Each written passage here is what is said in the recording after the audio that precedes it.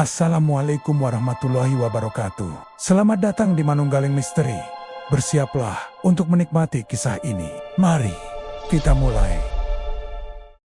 Warung sate milik Darmawan berdiri di tepi jalan yang menghubungkan kota kecil dengan desa-desa di sekitarnya. Dari luar, bangunannya sederhana, berdinding papan, dengan atap seng yang mulai berkarat. Meja-meja kayu tertata seadanya, beberapa sudah miring karena kaki meja tak lagi rata. Aroma arang terbakar biasanya jadi penarik orang lewat, tapi belakangan, tak ada yang berhenti.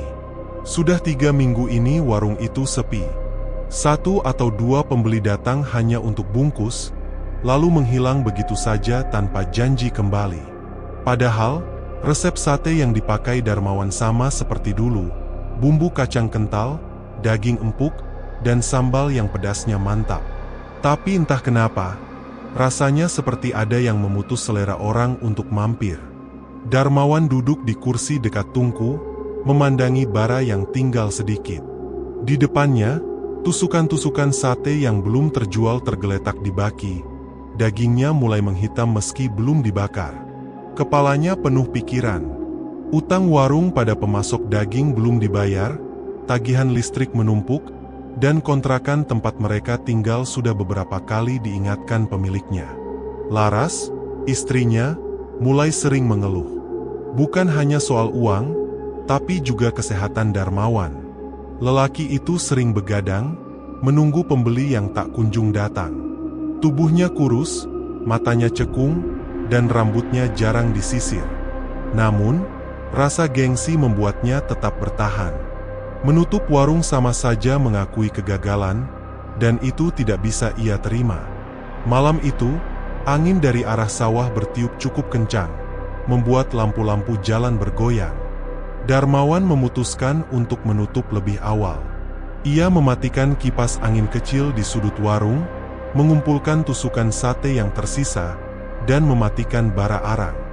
Asap tipis mengepul dari tungku, bercampur dengan bau daging gosong yang anehnya terasa lebih menusuk dari biasanya. Jalanan di depan warung sudah hampir sepi. Hanya ada suara jangkrik dan sesekali lolongan anjing dari kejauhan. Darmawan meraih gembok untuk mengunci pintu warung ketika matanya menangkap sesuatu. Sosok pria berdiri di seberang jalan. Tubuhnya tinggi, mengenakan jas hitam lusuh, dan wajahnya sebagian tertutup bayangan. Pria itu tidak bergerak. Ia hanya berdiri diam, seperti sedang mengamati. Darmawan berusaha mengabaikannya, mengira itu hanya orang lewat yang istirahat sebentar. Tapi saat ia menunduk untuk mengunci pintu, suara langkah pelan terdengar mendekat.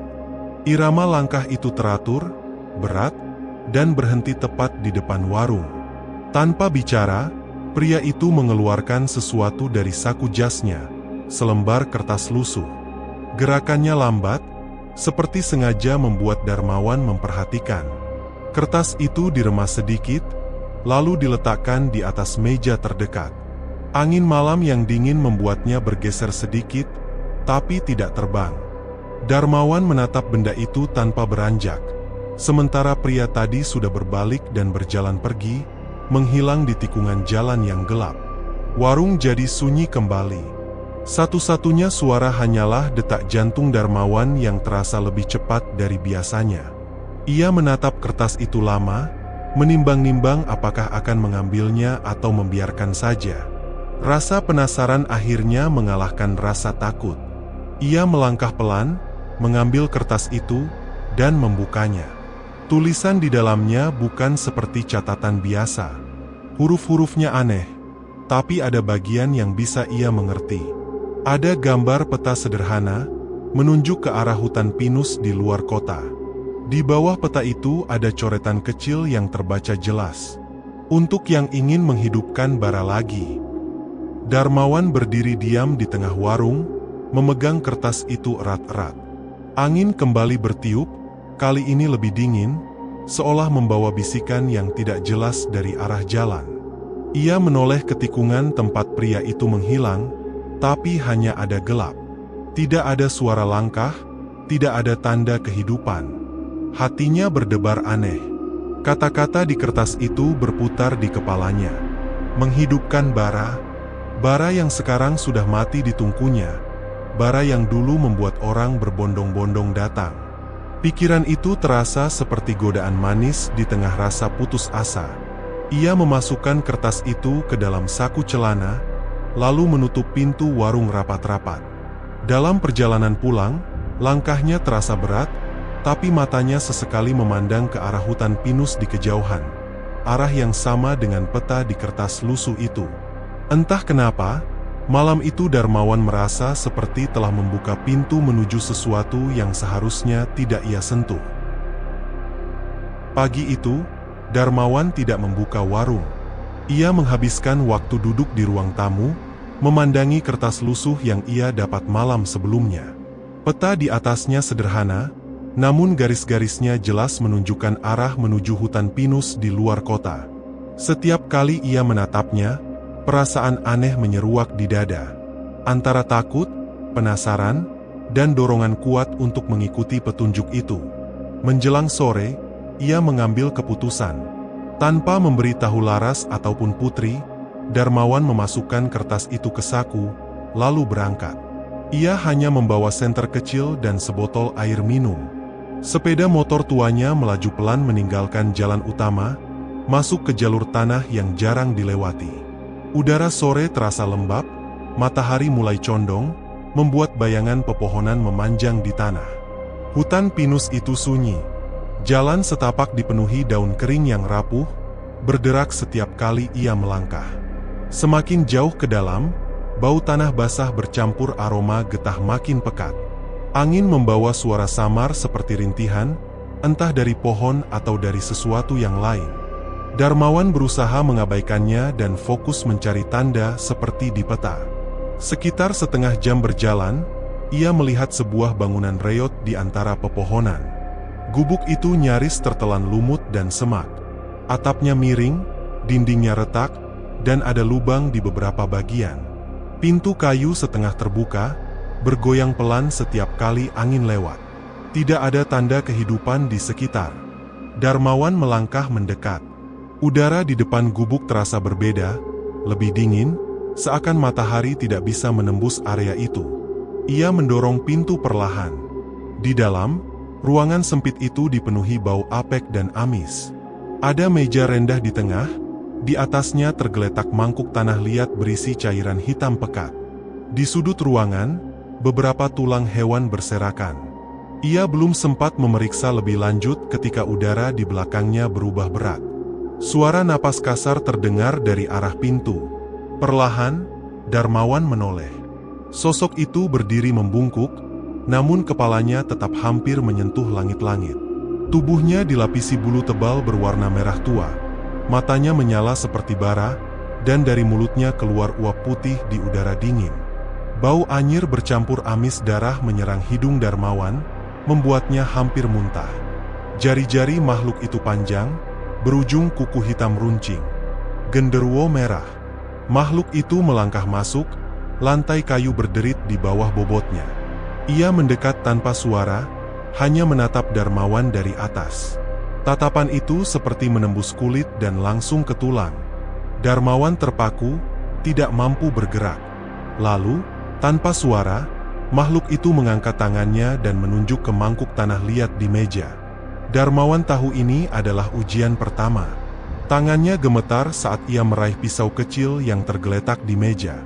Ia menusuk jarinya sendiri, membiarkan darah menetes ke dalam cairan hitam pekat itu. Begitu tetes pertama jatuh, udara di ruangan berubah drastis.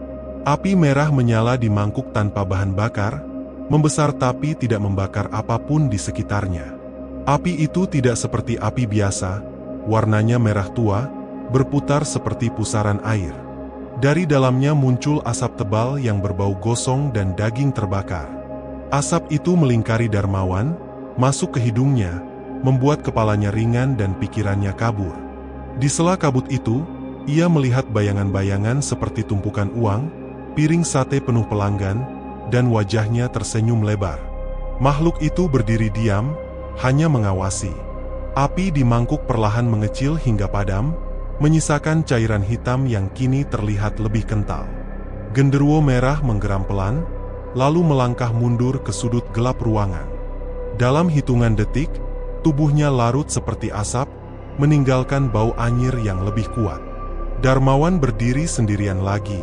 Kepalanya terasa berat, tapi tubuhnya bergerak sendiri untuk meninggalkan gubuk itu. Ia keluar, menutup pintu, dan berjalan cepat melewati hutan. Kali ini, ia tidak peduli dengan suara aneh atau bayangan yang bergerak di antara pepohonan. Satu-satunya yang ada di kepalanya hanyalah gambaran warungnya yang kembali ramai. Saat tiba di tepi hutan, langit sudah gelap. Lampu jalan di kejauhan seperti memanggilnya kembali ke dunia nyata. Ia menyalakan motor dan melaju pulang tanpa menoleh lagi. Malam itu, warungnya kembali buka. Darmawan tidak mengharapkan banyak pembeli karena sudah larut. Namun, anehnya, satu persatu orang mulai datang. Ada yang bilang tiba-tiba ingin makan sate, ada yang bilang mencium bau harum dari jauh. Tusukan-tusukan sate yang biasanya bertahan semalaman habis dalam waktu singkat. Darmawan merasakan sesuatu yang belum pernah ia rasakan dalam waktu lama, puas. Tangannya gemetar bukan karena lelah, tapi karena kegirangan.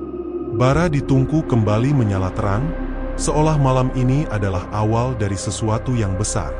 Namun di sudut pikirannya, tersisa bayangan mata merah itu. Mata yang akan menagih janji, cepat atau lambat. Hanya butuh 2 minggu setelah malam di gubuk hutan pinus itu, untuk membuat warung sate Darmawan berubah drastis. Setiap sore, deretan kursi terisi penuh. Bau sate bakar menyeruak hingga ke ujung jalan, membuat orang yang lewat tergoda untuk mampir. Pelanggan lama yang dulu jarang datang kini kembali, bahkan membawa keluarga. Pelanggan baru pun berdatangan, kebanyakan mengaku penasaran karena mendengar kabar satenya sedang jadi buah bibir. Ada yang bilang bumbunya lebih gurih, ada yang bilang dagingnya terasa lebih empuk dan harum. Setiap komentar itu membuat dada Darmawan mengembang. Uang hasil penjualan mulai menumpuk di laci kasir, cukup untuk membayar utang dan membeli peralatan baru. Namun, bersamaan dengan ramainya warung, hal-hal aneh mulai terjadi di rumah. Malam pertama setelah warung penuh, Darmawan terbangun karena mendengar suara seperti langkah kaki berat di dapur. Ia turun dari tempat tidur, membuka pintu dapur, dan menemukan lantai penuh jejak lumpur. Tidak ada siapa-siapa di sana. Malam berikutnya, Laras mengeluh karena mendengar suara erangan panjang di belakang rumah. Saat dicek, tak ada apapun kecuali pohon pisang yang daunnya bergoyang meski angin sedang mati. Putri, yang biasanya cuek, mulai merasa tak nyaman berada di rumah sendirian. Ia pernah melihat bayangan besar melintas cepat di depan pintu kamar mandi, padahal semua pintu terkunci. Awalnya Darmawan berusaha menepis semua itu. Mungkin cuma tikus atau kucing, katanya pada Laras sambil berpura-pura santai. Tapi dalam hati, ia tahu sumber keganjilan itu. Malam menjelang bulan purnama pertama sejak perjanjian, genderuwo merah muncul di mimpinya. Tubuh besar itu menunduk, matanya menyala, dan suara beratnya bergema di kepalanya. Beri darah. Sesuai janji. Darmawan terbangun dengan keringat dingin membasahi leher. Ia tahu waktunya tiba. Keesokan malam, ia membawa seekor ayam hitam ke belakang rumah. Bulunya mengkilap, matanya liar. Darmawan mengikat kaki ayam itu, lalu mengangkat pisau dapur. Tangannya bergetar saat menatap binatang itu, tapi ia memaksa diri untuk melakukan apa yang diminta. Begitu darah ayam itu menetes ke tanah, angin kencang berhembus, padahal malam tenang. Bayangan besar melintas di kebun pisang, lalu menghilang. Darmawan menghela napas lega. Ia pikir itu cukup. Hari-hari berikutnya berjalan lancar. Warung semakin ramai. Bahkan pada hari biasa, pembeli mengantre sampai ke pinggir jalan. Darmawan mulai merasa aman. Tapi rasa aman itu tak bertahan lama. 2 minggu setelah pengorbanan ayam, genderuwo kembali muncul dalam mimpinya. Kali ini, suaranya lebih berat, lebih memaksa. Darah manusia. Bulan berikutnya, Darmawan terlonjak bangun. Nafasnya memburu, dadanya sesak. Ia duduk di tepi ranjang, memegang kepala. Laras yang terbangun karena gerakannya bertanya dengan nada khawatir. "Mas, kenapa? Mimpi buruk lagi?" "Tidak, tidur saja," jawabnya cepat, berusaha menenangkan suara sendiri. Tapi sejak malam itu, pikiran Darmawan dipenuhi ketakutan bercampur kebingungan. Ia mulai memandang orang-orang di sekitarnya dengan cara yang berbeda. Bukan lagi sekadar wajah-wajah biasa, tapi kemungkinan tumbal untuk memenuhi janji. Di warung, ia sering kehilangan fokus saat melayani pembeli. Tangannya gemetar saat menusuk daging sate, pikirannya melayang pada suara itu, darah manusia. Putri mulai menyadari perubahan ayahnya. Darmawan jadi lebih pendiam, mudah tersinggung, dan jarang bercanda. Laras pun merasakan jarak yang makin lebar. Suatu malam, saat warung sudah tutup, Laras mencoba bicara. "Mas, akhir-akhir ini kamu aneh. Aku tahu ada yang kamu sembunyikan. Apa sebenarnya yang terjadi?" Darmawan menatapnya lama. Ada keinginan untuk bercerita, tapi juga ketakutan besar. Ia hanya menggeleng, lalu berdiri dan masuk ke kamar tanpa berkata apa-apa lagi. Di luar, angin bertiup kencang, membawa aroma anyir samar yang tak pernah ada sebelumnya. Hari-hari berlalu, dan bulan purnama kedua semakin dekat. Darmawan merasa waktu berjalan terlalu cepat. Malam demi malam ia dihantui suara langkah berat di halaman belakang, pintu dapur yang berderit sendiri, dan bayangan merah yang sekilas terlihat dari jendela. Ia tahu ia harus membuat keputusan, tapi setiap kali memikirkannya, dadanya terasa sesak. Rasa takut kehilangan segalanya bercampur dengan rasa ngeri membayangkan kemarahan genderuwo jika ia tak memenuhi janji. Warungnya kini dikenal sampai ke luar kota. Orang rela menempuh jarak jauh hanya untuk mencicipi satenya. Namun di balik kesuksesan itu, Darmawan tahu ia sedang berdiri di tepi jurang yang ia gali sendiri. Pada malam terakhir sebelum bulan purnama, ia berdiri lama di belakang rumah, memandangi kebun pisang yang gelap. Udara malam terasa dingin menusuk, dan di kejauhan, suara tawa berat terdengar pelan, semakin lama semakin jelas.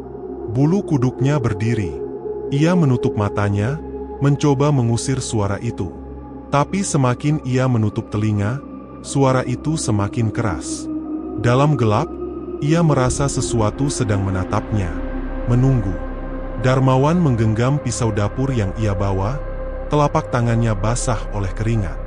Di hatinya, ia tahu, bulan depan, tidak ada lagi ayam yang cukup. Dan kali ini, darah yang diminta, adalah darah manusia. Malam itu, Putri duduk di meja makan, mencoba menyelesaikan pekerjaan rumah sekolahnya. Lampu ruang makan terang, tapi hawa dingin yang aneh terasa merayap dari arah dapur. Bau seperti tanah basah bercampur amis samar tercium di udara.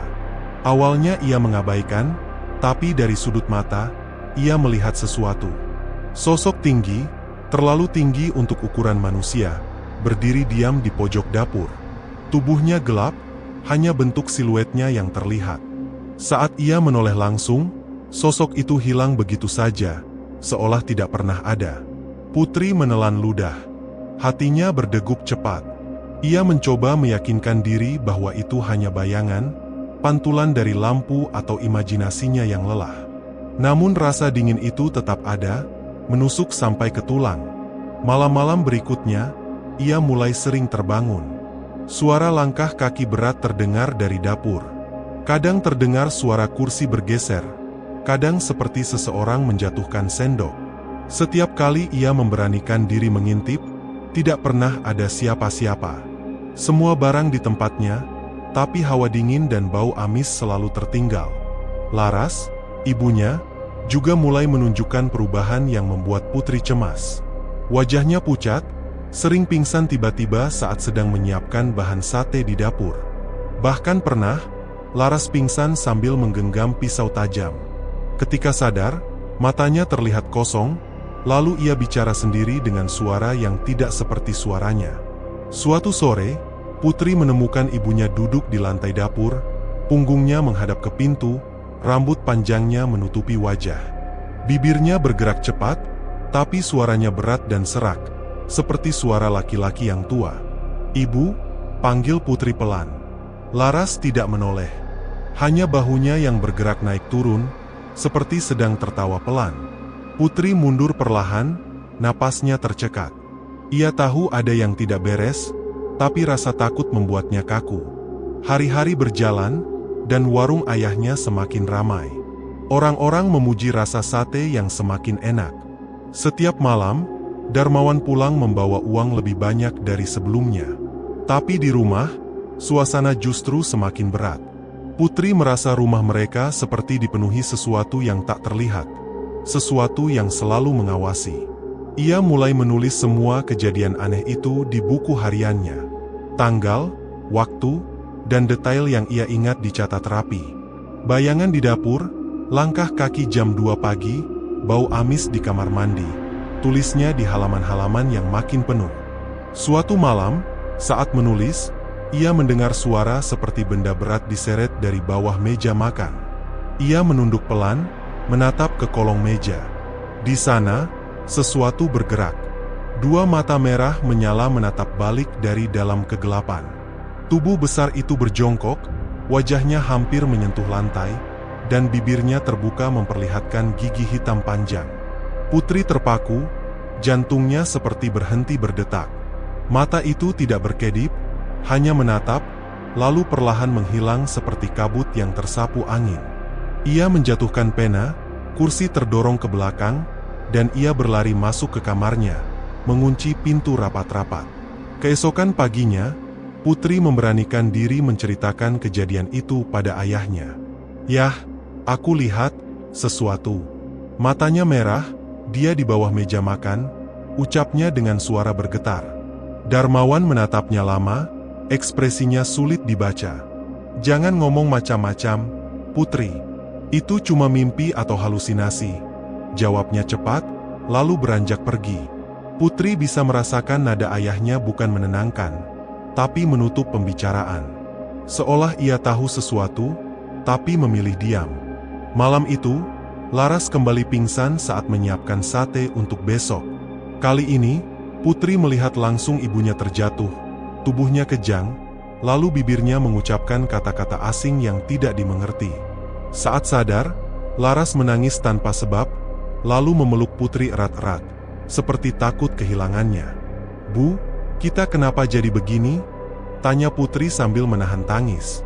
Laras hanya menggeleng, matanya basah, tapi bibirnya terkatup rapat seolah ada sesuatu yang menahannya untuk bicara.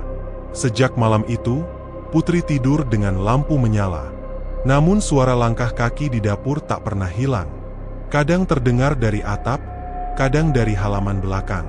Seperti sesuatu yang besar bergerak mengelilingi rumah, mencari celah masuk.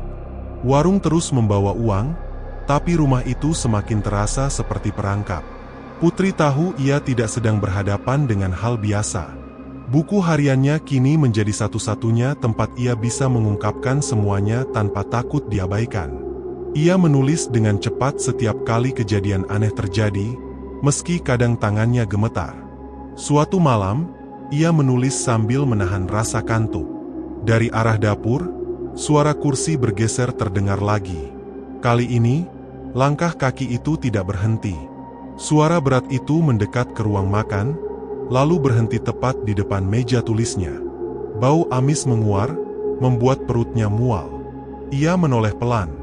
Tak ada siapa-siapa. Namun, di lantai, ada bekas jejak kaki besar, basah, seperti baru keluar dari lumpur. Jejak itu menuju ke arah kamarnya, lalu hilang di depan pintu. Putri menutup buku harian, menggenggamnya erat. Matanya menatap pintu yang tertutup rapat, tapi jantungnya berdetak tak beraturan. Ia tahu, apapun yang ada di rumah ini, kini sudah tahu bahwa ia memperhatikan. Dan dari kejadian malam itu, ia sadar, mereka tidak lagi sekadar mengintai. Mereka sudah masuk. Hujan turun rintik-rintik sore itu, membasahi atap seng warung sate Darmawan. Asap sate bercampur uap hujan membuat udara terasa pengap. Laras sibuk membersihkan meja, sementara Putri duduk di sudut, menggambar di buku gambarnya. Seorang pengemis tua yang biasa duduk di trotoar depan warung tak terlihat sejak kemarin. Biasanya, pria itu akan duduk beralaskan kardus bekas, menyanyi pelan sambil menadahkan tangan. Tak pernah ada yang tahu namanya, tapi semua orang di sekitar mengenalnya. Orang-orang tidak peduli soal hilangnya pengemis itu. Kehidupan mereka berjalan seperti biasa. Tapi bagi Pak Surip, hal itu aneh. Ia sering melihat Darmawan berbicara singkat dengan pengemis itu di malam hari. Sore itu, saat hujan mulai reda, Pak Surip duduk di bangku warung. Matanya memperhatikan Darmawan yang sibuk mengipasi sate. Wajahnya serius, seperti sedang menimbang sesuatu yang berat. "Wan, aku cuma mau bilang, hati-hati." Suara Pak Surip berat dan pelan. Darmawan melirik sebentar, keningnya berkerut. "Hati-hati apaan?" Pak Surip menarik napas panjang. "Kau tahu cerita pesugihan di hutan pinus? Dulu ada orang, usaha makanannya ramai, tapi orang-orang di sekitar dia hilang satu-satu." Darmawan berhenti mengipasi sate. Matanya tajam menatap Pak Surip. "Jangan ngawur, Surip. Jangan bawa-bawa cerita nggak jelas di warungku." "Aku nggak ngawur. Aku lihat kau kemarin malam di jalan ke hutan itu. Jangan sampai kau..." "Cukup," bentak Darmawan. "Urus saja hidupmu." Pak Surip terdiam. Wajahnya kecewa. Ia menggeleng pelan lalu meninggalkan warung tanpa berkata lagi. Laras yang sedari tadi mendengar percakapan itu hanya menunduk. Dadanya terasa sesak. Malam itu, warung tutup lebih cepat. Laras dan Putri sudah tidur di kamar masing-masing, tapi Darmawan belum masuk. Ia duduk di kursi ruang tamu, memandangi hujan yang kembali turun deras. Dari luar, suara air mengalir di selokan terdengar deras, bercampur aroma tanah basah. Sekitar tengah malam, Putri terbangun karena suara langkah kaki di luar kamarnya. Langkah itu berat, menyeret, dan terdengar seperti berasal dari orang yang memakai sepatu basah. Ia bangkit perlahan, mengintip dari pintu yang sedikit terbuka. Dari tempatnya, ia melihat ayahnya berjalan ke belakang rumah sambil membawa sekop. Gerakannya terburu-buru.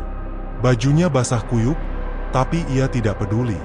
Putri menahan napas saat melihat ayahnya mulai menggali tanah di sudut kebun belakang. Hujan makin deras. Tanah berubah menjadi lumpur, membuat galian itu cepat penuh air. Namun Darmawan terus menggali, wajahnya tegang, sesekali memandang ke arah pintu dapur seolah memastikan tak ada yang mengawasinya. Putri berusaha melihat lebih jelas. Di dekat lubang, ada karung besar yang terikat kuat.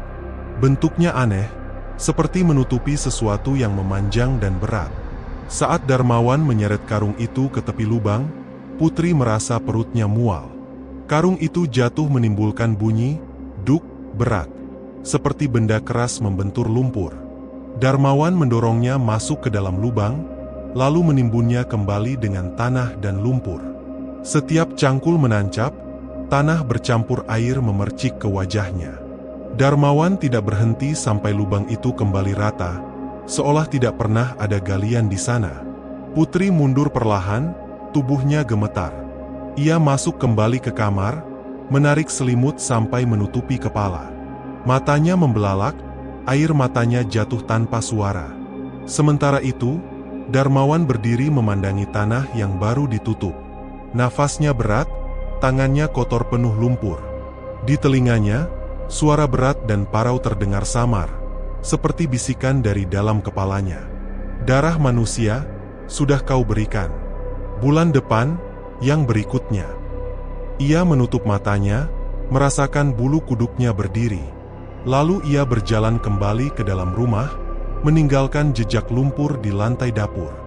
Keesokan paginya, Laras menemukan lantai dapur kotor penuh lumpur. Ia juga melihat sepatu Darmawan yang basah, dengan tanah menempel tebal di bagian sol. "Mas, semalam kau ke belakang rumah?" tanya Laras saat mereka sarapan. "Enggak, mungkin kucing," jawab Darmawan cepat, tanpa menatapnya. Putri hanya menunduk, tak sanggup bicara. Di kepalanya, Gambaran karung besar yang ditimbun ayahnya masih jelas. Ia tidak tahu apa isinya, tapi hatinya berkata bahwa itu bukan sekadar karung sampah. Hari-hari berikutnya, suasana di rumah semakin tegang. Laras mulai sering sakit kepala dan pusing tanpa sebab. Putri jarang bicara, lebih banyak menulis di buku hariannya. Darmawan justru semakin sibuk di warung, dan anehnya, penjualan terus meningkat. Namun setiap malam, suara berat dan napas kasar sering terdengar di sekitar rumah. Kadang seperti berjalan di dapur, kadang terdengar dari bawah kolong rumah. Bau amis darah juga sering muncul tiba-tiba, membuat Laras muntah tanpa alasan. Di desa, kabar tentang pengemis yang hilang mulai beredar. Polisi sempat bertanya ke warga sekitar, tapi tidak ada saksi yang melihat terakhir kali ia berada di mana. Hanya Pak Surip yang diam-diam menyimpan kecurigaannya. Suatu sore, saat Darmawan sedang menyiapkan daging di dapur warung, ia merasakan sesuatu mengawasinya dari pojok ruangan. Saat ia menoleh, matanya menangkap bayangan besar, tinggi, dengan mata merah menyala yang menatap puas. Tanpa suara, bayangan itu menghilang, meninggalkan hawa panas dan bau darah segar. Darmawan menghela napas panjang, lalu melanjutkan pekerjaannya. Dalam hatinya, ia tahu perjanjian ini belum berakhir, dan ia tak punya jalan keluar lagi. Hari itu hujan turun sejak pagi. Angin membawa aroma tanah basah yang bercampur dengan bau anyir tak jelas asalnya. Putri duduk di kamarnya, mencoba mengerjakan tugas sekolah. Namun matanya terus melirik ke arah lemari tua di sudut. Semalam, ia melihat ayahnya menyimpan sesuatu di sana. Rasa penasaran mengalahkan rasa takut. Pelan-pelan, Putri membuka lemari.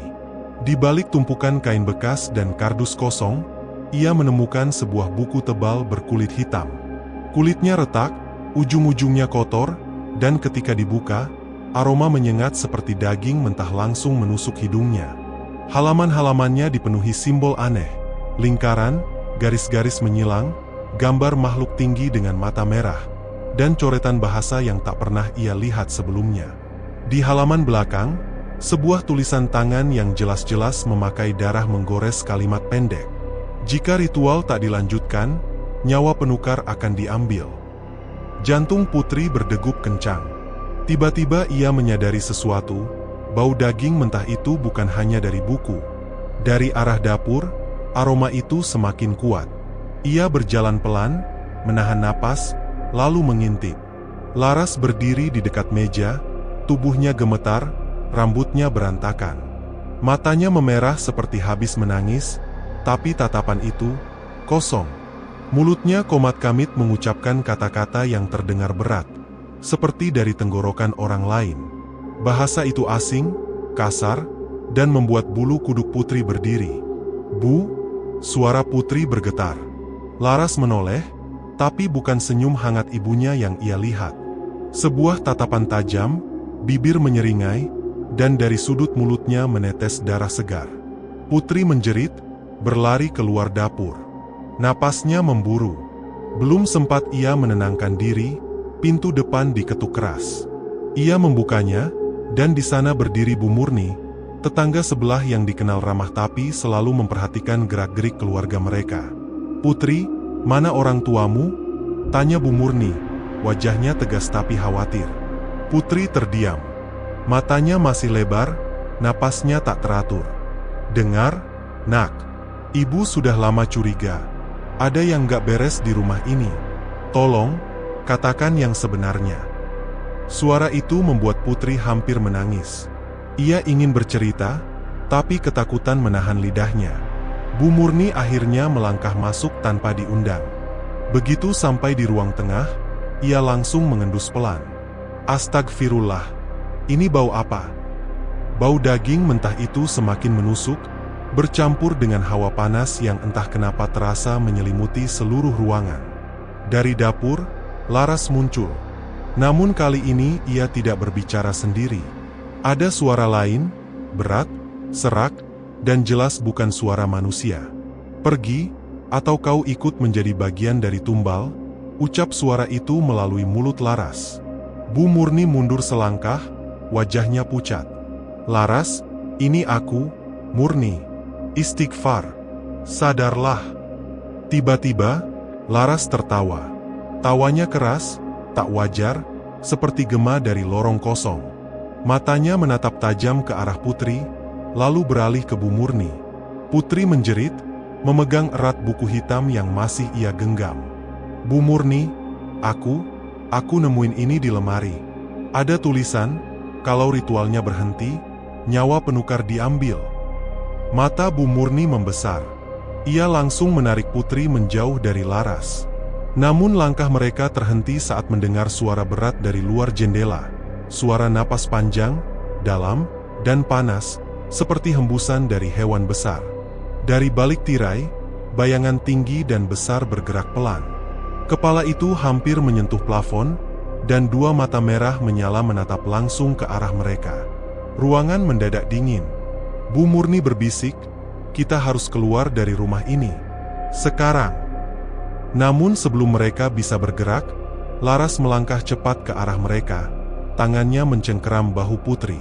"Tak ada yang keluar sebelum waktunya," ucapnya dengan suara dua lapis, satu milik Laras, satu lagi milik sesuatu yang jauh lebih gelap. Buku hitam di tangan Putri bergetar, seolah hidup. Halamannya terbuka sendiri, menampilkan simbol yang sama seperti yang ia lihat sebelumnya. Bau anyir itu semakin kuat, hingga membuat perutnya mual. Di luar, suara napas berat semakin dekat, dan ketukan pelan di kaca jendela terdengar 3 kali. Putri tahu, mereka tidak hanya berhadapan dengan ibunya yang kerasukan. Mereka sedang terperangkap di dalam lingkaran pesugihan yang sedang menagih janji. Dan malam itu, bau daging mentah tidak pernah hilang. Hujan deras mengguyur desa malam itu. Udara dingin merayap masuk lewat celah pintu warung sate Darmawan yang belum sempat ditutup rapat. Di meja, bara arang sudah mulai padam, menyisakan aroma asap yang bercampur bau amis entah dari mana.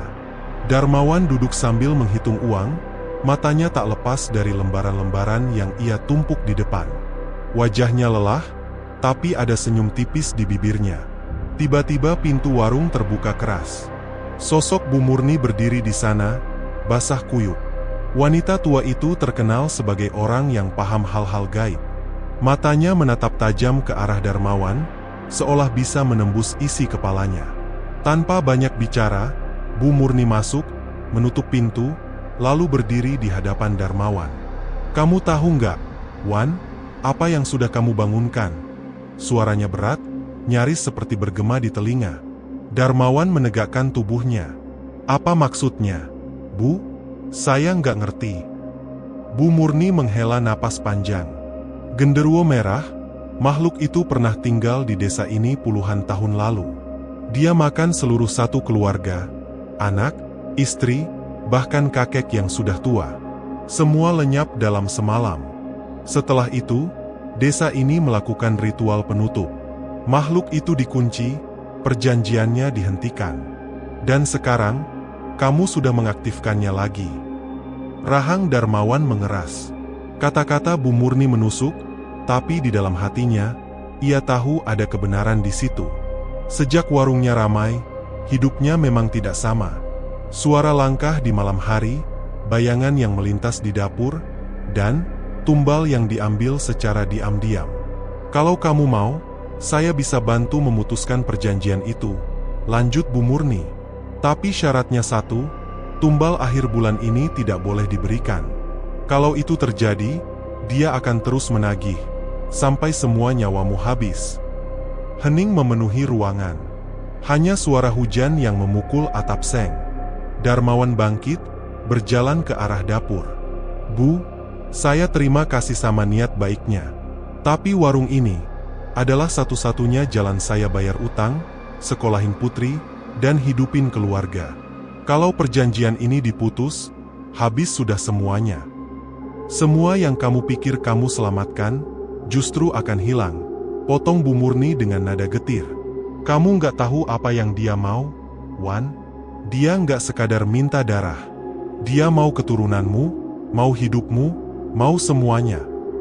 Darmawan berhenti, lalu menoleh dengan tatapan marah. "Cukup, Bu. Saya nggak mau dengar omongan ini lagi. Wan, saya bilang cukup. Suara Darmawan meledak, membuat Laras yang sedang duduk di ruang tengah tersentak. Putri yang tengah menulis di buku hariannya langsung membeku, mendengarkan dari balik pintu. Bu Murni memandangnya lama. Sorot matanya berubah, bukan lagi marah, tapi sedih. Kalau itu pilihanmu, jangan salahkan siapa-siapa nanti. Ia lalu melangkah keluar, meninggalkan jejak air hujan di lantai. Ketika pintu menutup, suasana warung berubah dingin. Darmawan kembali ke mejanya, menatap uang di depannya, tapi pikirannya kosong. Kata-kata Bu Murni berputar-putar di kepalanya. Tumbal akhir bulan ini, di luar, hujan belum reda. Laras mendekat ke suaminya, wajahnya pucat. Wan, kita harus pikirin Putri. Aku takut. Udah, jangan mulai lagi, potong Darmawan, kali ini dengan suara rendah. Semua ini, demi kita.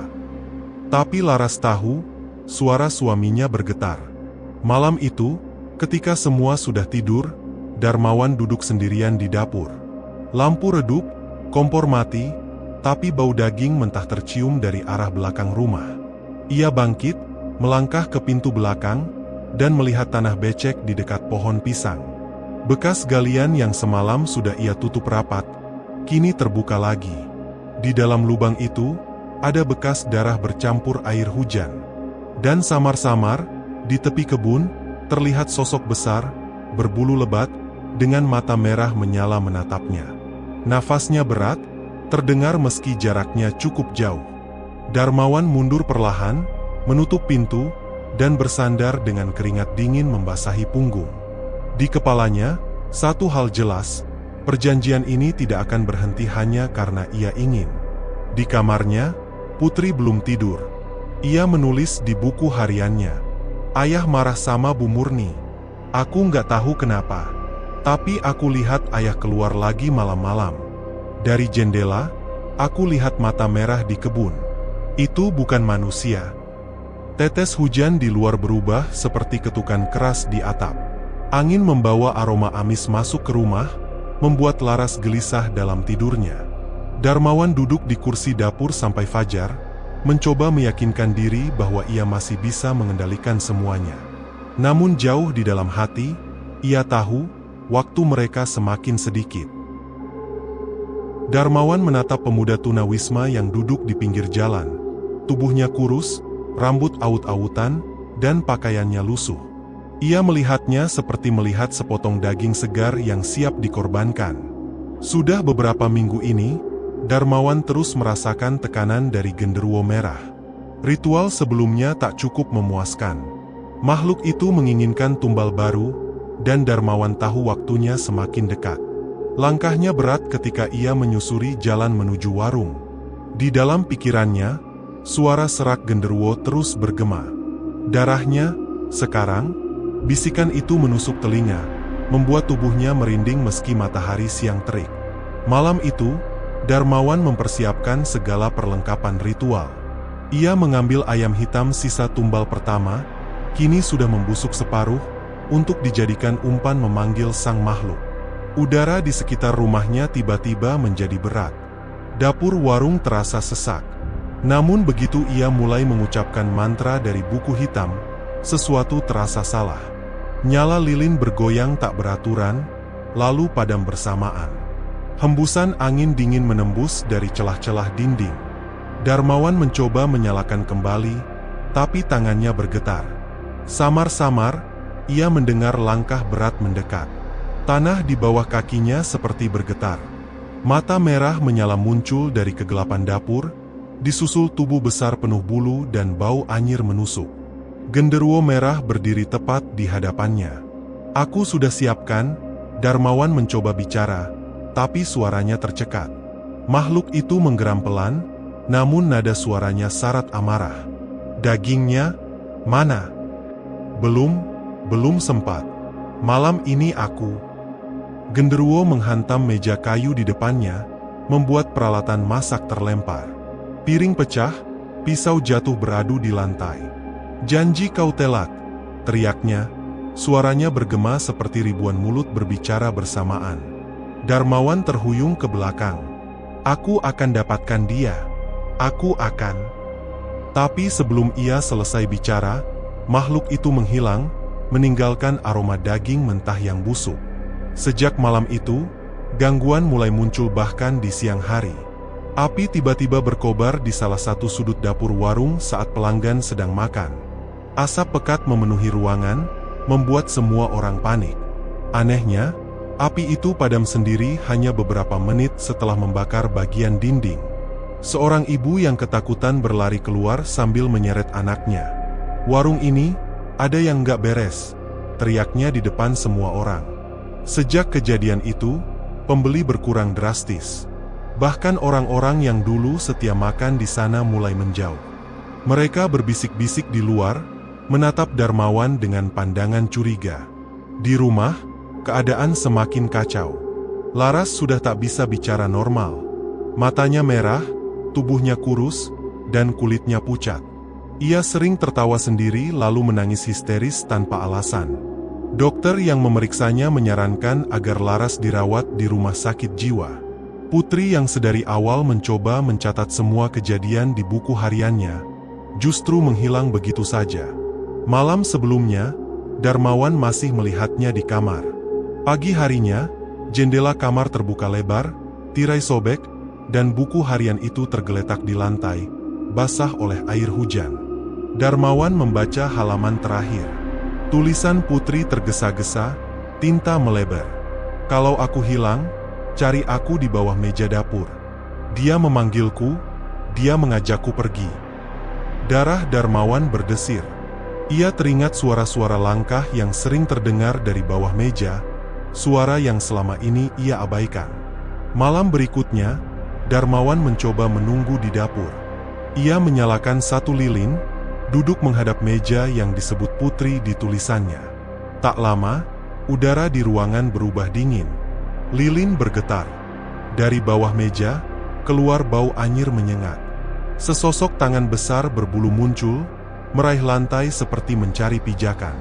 Lalu terdengar suara lirih memanggil, "Ayah!" Suara itu suara Putri. Darmawan merangkak mendekat, tapi begitu ia melihat ke bawah, wajah Putri muncul dalam keadaan pucat, matanya kosong. Di belakangnya, mata merah menyala milik genderuwo menyeringai. Darmawan terjerembab mundur, napasnya tersengal. "Lepaskan dia!" teriaknya. Makhluk itu hanya tertawa rendah. "Kau gagal. Kini, gantinya, dia." Sekejap, bayangan hitam menyelimuti seluruh dapur. Darmawan menutup mata, dan ketika ia membukanya lagi, Putri sudah hilang. Meja dapur retak, lantai basah oleh darah yang mengalir entah dari mana. Beberapa hari kemudian, Laras dibawa ke rumah sakit jiwa. Ia tak mengenali siapapun. Kadang ia berteriak memanggil Putri, kadang ia hanya duduk menatap tembok sambil menggigit kuku sampai berdarah. Warung sate itu tetap berdiri, tapi sepi. Aroma gosong sisa kebakaran yang pernah muncul dari dalam masih tercium samar-samar, seperti tidak pernah benar-benar hilang. Darmawan duduk sendirian di bangku warung setiap malam, menunggu sesuatu yang ia tahu tak akan pernah kembali, anaknya. Namun, setiap kali ia menatap sudut dapur yang pernah terbakar, Darmawan merasa seperti ada mata merah yang mengawasinya dari kegelapan. Putri tiba di rumah Bu Murni dengan tubuh basah kuyup. Hujan deras sejak sore membuat pakaiannya menempel di kulit, dan napasnya terengah-engah. Wajahnya pucat, matanya sembab. Ia seperti berlari dari neraka untuk menemukan secercah keselamatan. Bu Murni yang sedang menyalakan tungku langsung menghampiri. "Astagfirullah, Putri. Kamu dari mana? Kenapa basah begini?" Putri tak langsung menjawab. Ia menunduk, menahan air mata. Hanya suara hujan yang mengguyur genteng dan deru angin malam yang terdengar. "Ayah, ayah mau kasih tumbal terakhir malam ini," ucapnya akhirnya, suaranya bergetar. Aku nggak mau ibu ikut hilang. Tolong, Bu." Bu Murni terdiam. Kata-kata itu seperti memukul ingatannya pada masa lalu. Ia sudah menduga hal ini akan terjadi, tapi mendengarnya langsung dari Putri membuat hatinya semakin berat. "Duduk sini," ujar Bu Murni sambil meraih selendang dan menutup bahu Putri. "Kalau memang mau memutus perjanjian, kita harus lakukan sekarang. Tapi kamu tahu risikonya, kan? Kalau gagal, semua bisa mati." Putri mengangguk cepat, tanpa ragu. "Aku nggak peduli, Bu. Yang penting ayah berhenti. Aku nggak mau lihat ibu kayak sekarang. Aku nggak mau semua ini terus terjadi." Bu Murni menarik napas panjang. "Baiklah, kita akan lakukan ritual pemutusan perjanjian. Tapi waktunya cuma sekarang, malam Jumat Kliwon ini. Kita harus sampai di warung ayahmu sebelum dia menyerahkan tumbal." Petir menyambar, membuat kaca jendela bergetar. Putri memeluk dirinya sendiri. Ia teringat malam-malam terakhir di rumah. Suara langkah kaki berat di dapur, bau anyir yang menempel di hidung, dan tatapan mata ayahnya yang bukan lagi ayah yang ia kenal. Bu Murni mengeluarkan sebuah kotak kayu tua dari lemari. Di dalamnya ada dupa, benang hitam, segenggam tanah makam, dan sebotol kecil berisi cairan merah pekat. Putri menatap botol itu. "Itu darah manusia?" tanyanya pelan. "Bukan sembarang darah," jawab Bu Murni singkat.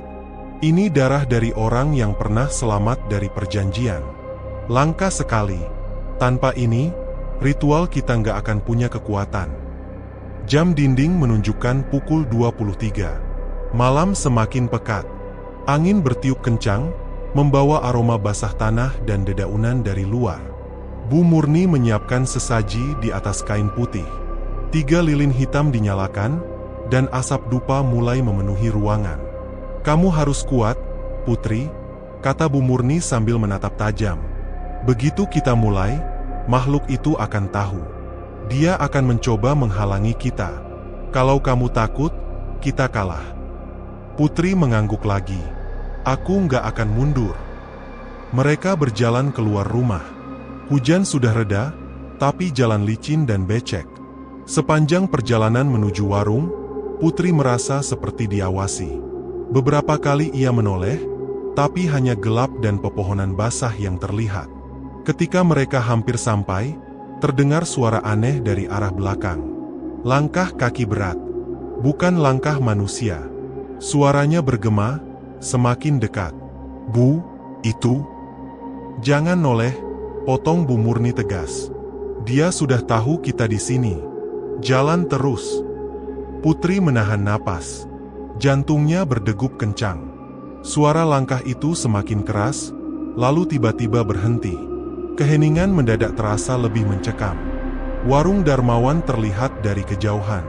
Lampunya menyala terang, tapi tidak ada pelanggan. Pintu belakang terbuka, dan dari dalam terdengar suara benda jatuh. "Dia sedang persiapkan ritualnya," bisik Bu Murni. "Kita masuk lewat belakang." Mereka mengendap, menghindari genangan air. Begitu melewati pintu dapur, aroma anyir langsung menusuk hidung. Di tengah ruangan, Darmawan berdiri membelakangi mereka, membungkuk di depan sebuah baskom besar berisi sesuatu yang bergerak. Putri menahan rasa ingin muntah ketika melihat tangan seorang pemuda di dalam baskom itu. Pemuda itu masih hidup, matanya terbelalak, mulutnya dibungkam kain. "Sekarang, Putri, berdiri di depan dia, jangan takut," seru Bu Murni.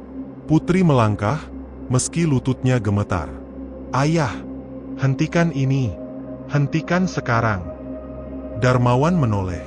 Wajahnya penuh keringat, matanya merah, senyumnya aneh. "Kamu nggak ngerti, Putri. Ini demi kita semua. Demi hidup kita." "Bukan hidup, ini neraka," teriak Putri, air matanya jatuh. Bu Murni mulai mengucap mantra, menaburkan tanah makam di sekeliling Darmawan. Lilin-lilin hitam dinyalakan, dan asapnya mulai membentuk lingkaran. Tiba-tiba, suara geraman berat terdengar dari langit-langit. Plafon bergetar, dan dari sana, genderuwo merah turun perlahan. Tubuhnya besar, matanya menyala, dan napasnya mengeluarkan uap panas. Putri ingin lari, tapi Bu Murni berteriak, "Tetap di situ! Kalau kamu mundur, semua selesai. Genderuwo meraung, membuat kaca jendela pecah. Angin kencang menerjang ruangan, memadamkan satu lilin. Darmawan mencoba keluar dari lingkaran tanah, tapi Bu Murni memercikkan cairan darah merah ke arahnya. Makhluk itu mengamuk, tangannya yang besar mencoba meraih Putri. Tapi Putri menatapnya balik, menahan air mata. Dalam hatinya, ia memohon, bukan pada Tuhan saja, tapi pada ibunya yang kini entah di mana, agar semua ini berakhir malam ini juga. Jam menunjuk pukul 23.55. Waktu mereka hampir habis. Malam Jumat Kliwon. Angin berhembus kencang, membawa aroma daging gosong yang tak seharusnya ada. Warung sate Darmawan yang biasanya ramai kini sepi. Hanya ada lampu kuning redup yang bergoyang karena tiupan angin. Darmawan mondar-mandir di dapur, keringat mengucur deras meski udara terasa dingin. Tangannya gemetar saat menusuk potongan daging ke tusuk sate. Setiap kali ia menatap tungku, api di dalamnya seperti bergerak sendiri, menyembul dan membentuk wajah besar dengan mata merah menyala. "Tidak, belum waktunya. Aku belum siap," bisik Darmawan, suaranya pecah. Tapi ia tahu waktunya habis. Perjanjian yang ia buat sudah diambang batas. Tumbal terakhir belum ia serahkan, dan genderuwo merah pasti akan datang menagih. Di luar, Putri dan Bu Murni berdiri di bawah pohon mangga. Keduanya mengawasi warung dari jauh. Wajah Putri tegang, matanya berkaca-kaca. "Bu, kalau ayah nggak bisa diselamatkan." Suaranya terhenti. Bu Murni menatapnya serius.